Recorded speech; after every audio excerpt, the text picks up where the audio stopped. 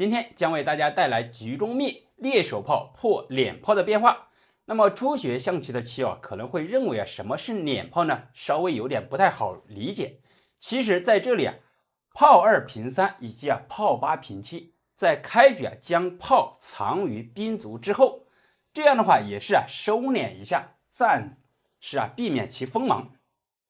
那么好了，其实按照我们现在的布局来说经过演变也是足底炮的一种变化。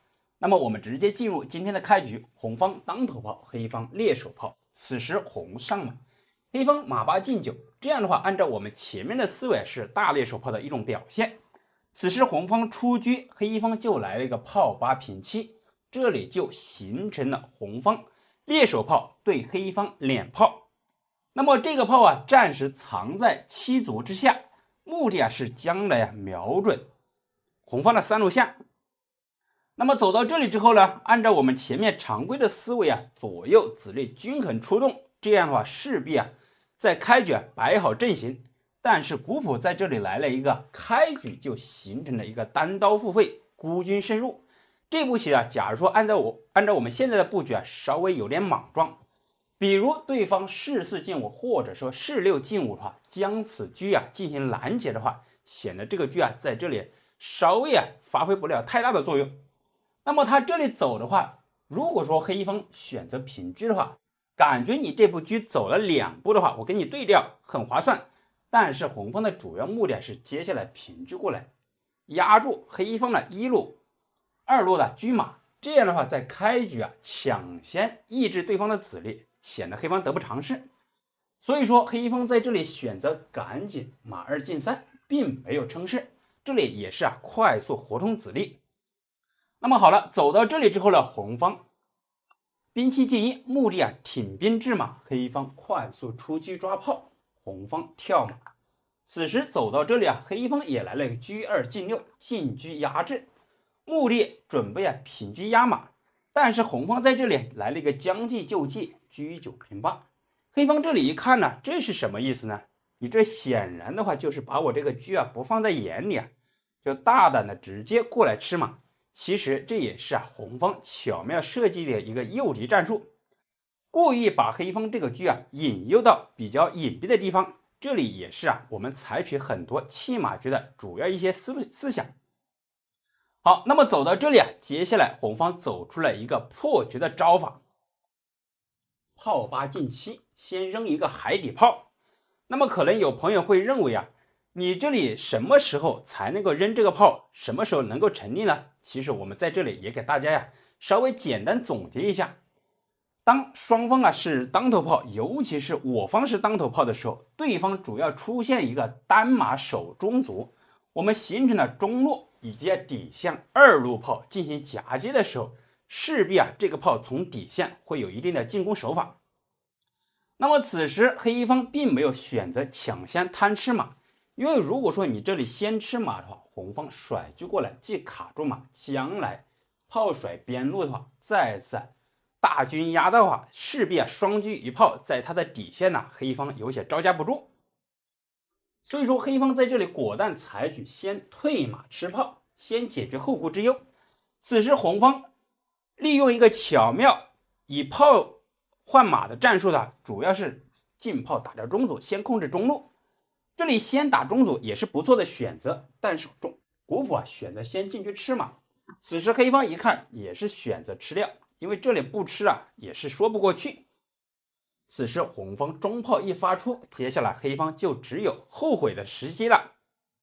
好，我们在这里看一下为什么这一步棋一走的话，黑方就开始后悔了呢？因为这里中炮一发出一将军的话，黑方显然还不能走士4进5，只能走士6进5。当然呢，可能有朋友会认为我这个炮能不能走开呢？不管你这个炮甩到哪里，红方都有退车回来，感觉你这里好像能够炮7退1能够挡住，但是我们这里再次退车的话，这里既抓着炮，同时将来中路一将军的话，这里就形成了一个平顶冠杀棋。好了，这个变化棋友们不妨自己可以稍微推演一下。那么走到这里之后呢，刚才红方中炮一将军，黑方仅此称势。此时杀招已至，对方却浑然不知。红方大胆弃车砍掉中士，相信残局功夫，这个杀法走的比较多的话，棋友们一眼就能够看出。这里一将军首先说明你不敢誓死进五品车吃象绝杀，仅此将五平六。此时先不要进车将军，而是先吃象，因为接下来品车砍士就是个绝杀。黑方迫于无奈，品车先守住底士。此时这里又来了一个顿挫的招法，红方进车一将军，黑方将6进1，正好借助这个将卡住对方象眼，中炮失根，退车先吃掉。那么走到这里相信棋友们一看黑方也不用再走了。那么比较好的是炮7退1的话，守住中路，但是古朴在这里选择的士4进5，红方退车先牵制住，接下来双车夺士就是个绝杀。黑方退炮，红方进炮打掉士。那么好了，走到这里之后呢，黑方也只能认输了。棋友们有没有觉得这个弃马的战术，快速从底线形成天地炮的杀法，是否非常的精彩呢？显然在这里当红方以炮换马的时候，黑方抢先吃马的话，是一个贪吃的行为，导致红方攻杀在前。那么他这里还有第二个比较好的变化，就是炮7退1，这个变化可以说是比较顽强。因为此时红方就没有进炮打掉中卒，这里先手来一个将军炮阵中路，同时你这里打完之后呢，他可以平炮到中路从中路进行反击。红方此时不仅要丢子，也很容易被黑方占据中路。那么这样走完之后，红方又该如何改变策略呢？此时红方来了一个车2退4，退到巡河，采取一个迂回的策略。这里依然采取一个弃马战术，此时黑方进车吃马，吃完之后呢，红方品车过来，这里很明显的双车在内道就有一定的攻势。黑方一看，赶紧先补后中路，这里也是双士连结，也是为了防止红方进炮打掉中卒，这里抢夺先手。那么显然这里走完之后呢，红方势必要进炮打掉卒。此时红方不着急，先品车吃象。吃完之后呢，黑方一看中卒显然是保不住，这个车目前来说在这个角落里也走不出来，赶紧车9平8快速出车。此时红方进炮一打，接下来进车砍底士就是个绝杀，黑方也只好选择将5平6。那么好了，走到这里相信棋友们一看，接下来红方主要进攻思路就是炮5进2打掉中士，实行了一个一炮破双士，这样的话很容易遭到双车的攻杀，但是打不开，象3进5先补后一下。那么好了，走到这里之后，黑方也没有办法眼看着要打士，那你这个炮即便是闪开的话，炮5平6的话，我还可以平炮打掉边卒，这样的话采取从底线进攻，相信这个变化继续演变下去也是红方必胜。古朴走到这里也是认为红方目前来说攻杀在前，黑方虽说多一大子，但是没有攻势。我们继续回到先前的局面，显然黑方在这里回马吃炮的话，是中了红方的调虎离山之计。那这样的话，红方采取中路容易进攻。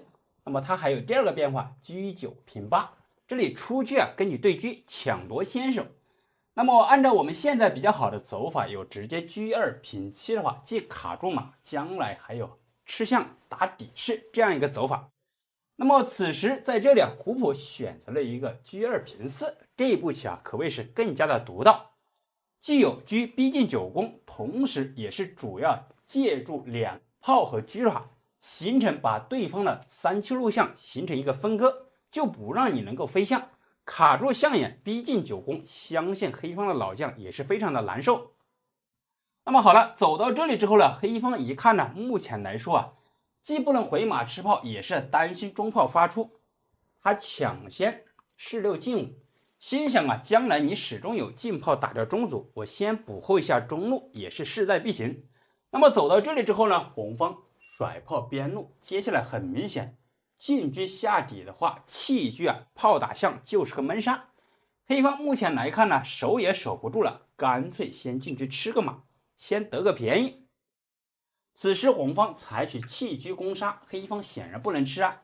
那么他又有2个潜在的变化，象3进1以及马3退1。首先我们看象3进1是输了最快的，红方退车1将军，黑方只能退马。此时相信初级朋友一挤眼就能够看到这里有杀棋，平车砍掉中士，就是个绝杀。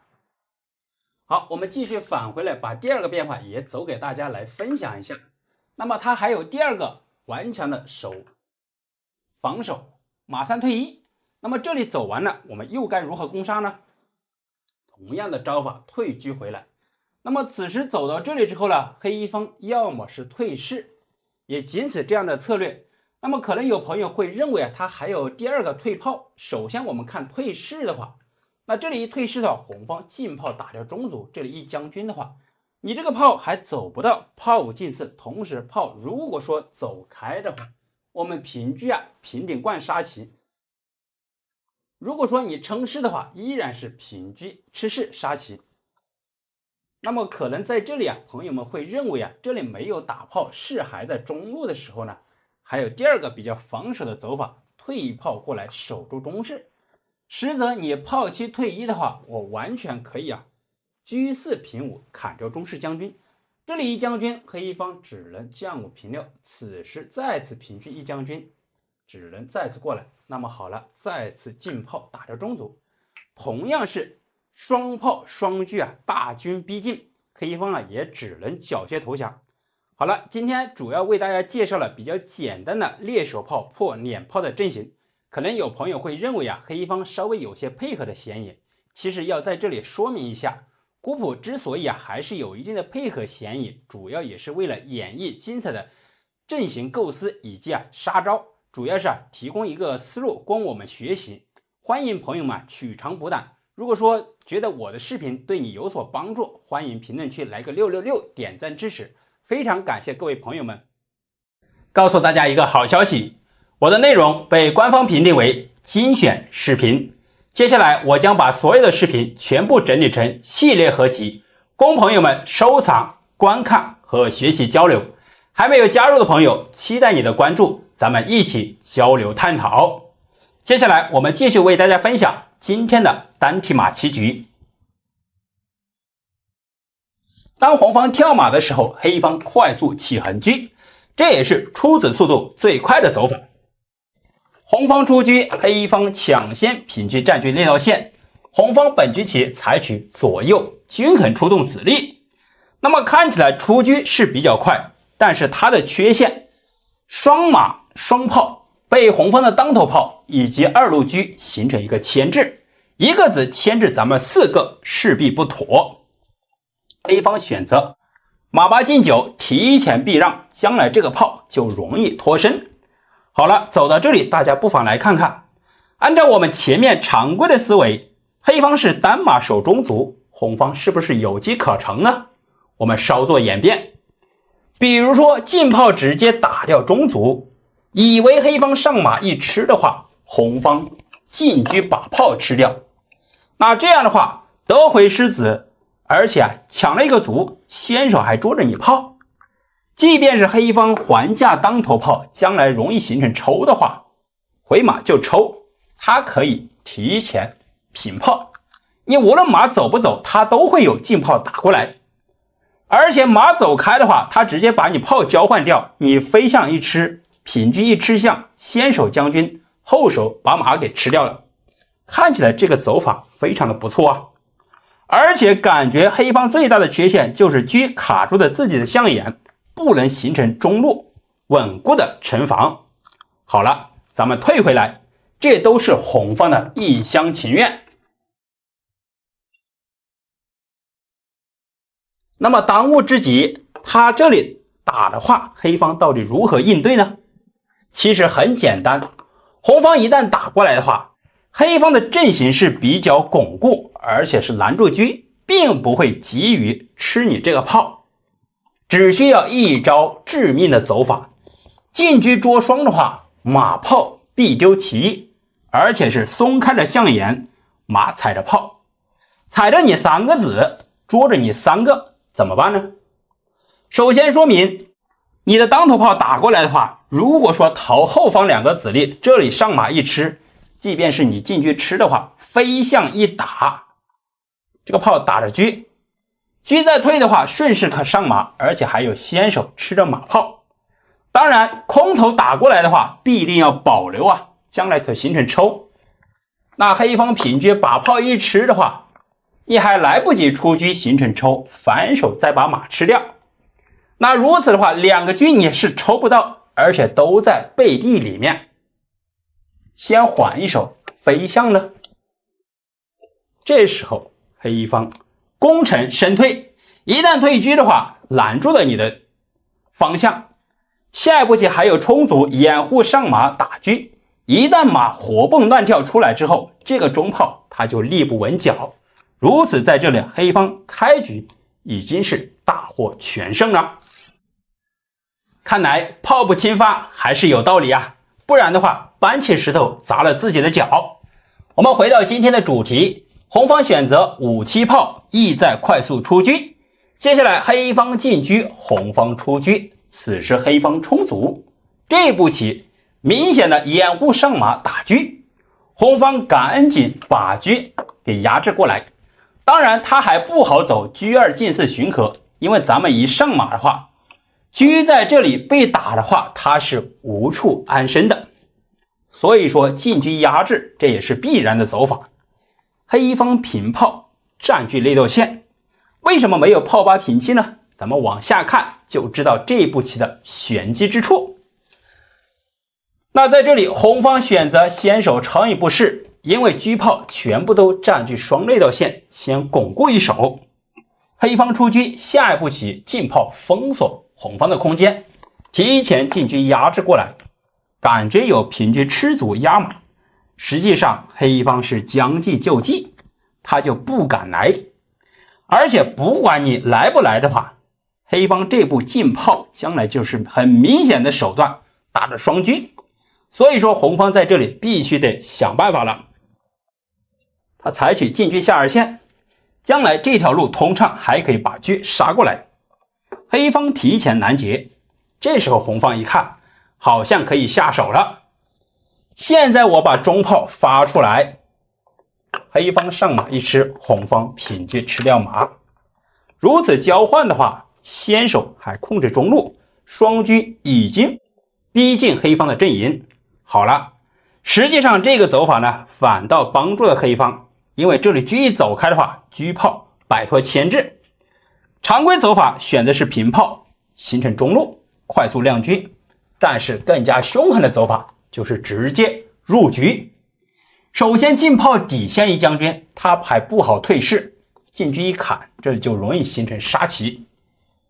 那把象飞开呢，这里一平炮的话同样如此，双车比较通畅，这也是面临着被绝杀。所以呢，在这里黑方进炮的目的就是为了爆破，红方也只能退马吃掉，再度进车吃马。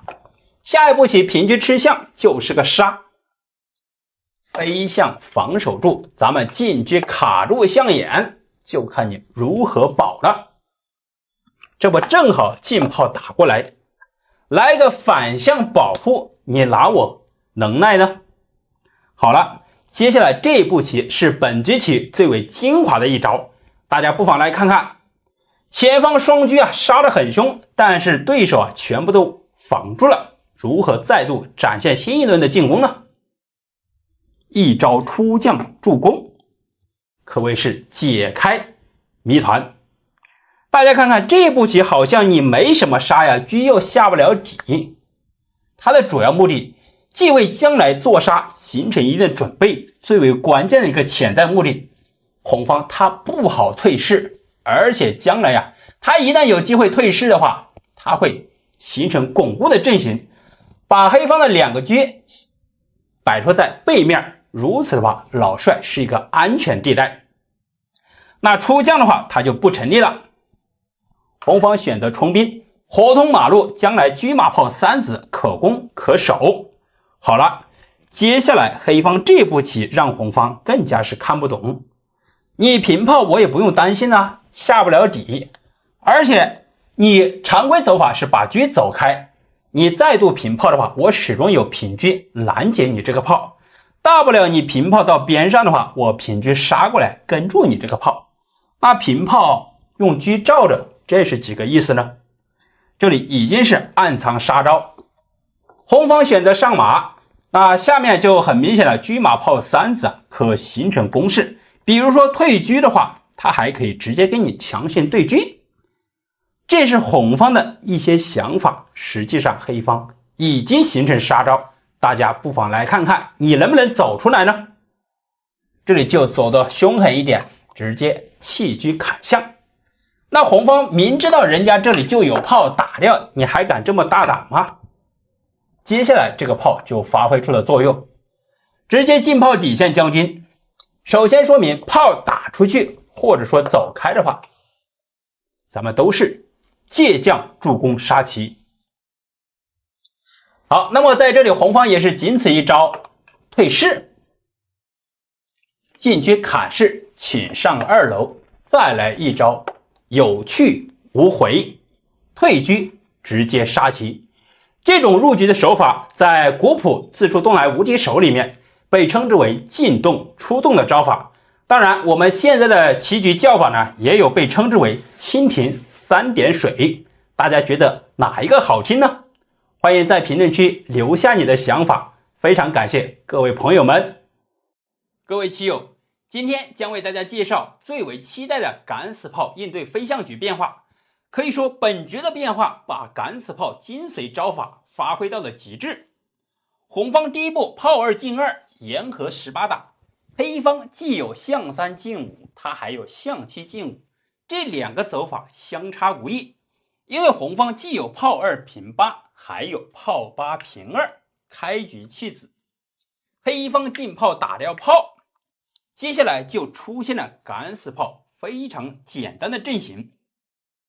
红方关键招法车9进2抓炮，那这个炮如果说现在不要了，快速走动其他子力还可以抗衡，但是稍微落入后手。但是如果说想保留这个炮的话，就接下来进入了红方一系列的圈套之中。首先说明他这个炮想保留实力，还不能走炮8进1，因为这样走的话，红方车1进1，首先说明帮助红方出子，这个炮迟早会被捉死。那黑方老家的子力，有效子力出动非常的少，双车双马出子被动，那显然是得不偿失。他比较好的就是炮8退1，这里以谋取中兵，将来还能来个全身而退。红方第2步关键招就是马2进3上马，既护住中兵，同时也是隐藏了车1平2吃死炮。那么现在黑方想保留这个炮的实力，也只能依靠老家的这个2路炮前来增援。他既有炮2退1，还有炮2进2，将来结成弹子炮。首先我们看最为差劲的话就是炮2退1，那这里红方是有妙招的，平炮过来打车。显然这里打车非常的被动，马被炮给卡住了，他想保留车的话仅此炮2平1。首先说明红方这个兵呢是保着这个炮的，出车抓炮，黑方非常的被动。你即便是打掉的话，我进兵吃掉，将来依然是能够把这个炮吃掉。虽说一轮交换完毕，双方子力和兵种是均等，但是红方2个车的位置非常的有优势，黑方可以说被动挨打。好，我们返回到这里，那它比较好的就是炮2进2，这里就出现了今天最为精彩的后续招法。当红方出车抓炮的时候，他可以炮2平8结成弹子炮。那么走到这里，接下来红方又是关键招法，平炮过来打车。首先说明红方在这里既有炮2平1打车，还有炮2平9打车，到底哪一个更加合适？这里也是非常关键的，就要看黑方他是飞3路象还是飞7路象。因为这里平炮打车，打完之后，他的马还是被动牵制。那现在黑方他也不能够保留实力啊。如果说平炮挡住，那进车吃炮，上马同样会在这里丢子，只能采取先下手为强。打完之后，红方进炮打掉车，这里就是一个小小的心眼和埋伏。那现在黑方这个炮还在红方马口之下，他要么就是炮8平9，要么就是炮8退2。我们首先看他炮8平9这个变化，那这样一走的话，红方潜在一手车9平8，这里就是要吃马。黑方底线被车炮已经有攻势，赶紧采取防守士6进5，进车吃掉。那么好了，吃完之后，这里退车是有抽的。那现在他的双士双象以及老将都不能动。比如说将5平6的话，平车吃士，底线备受牵制，双士象也容易被破掉。他比较好的就赶紧选择出动车马，首先说明他不能走马8进7。因为这样走的话，红方退车一将军只能退象平车，把马给吃掉。吃完之后，红方这个车有2路变化，既有平车抓炮，还有平车过来再吃底象。那黑方只能选择车9平8，先保住这个炮。那么好了，平车过来吃象，只能飞象，平车再吃掉象。这个棋局继续往下演变，显然红方不仅多子，而且非常的有攻势。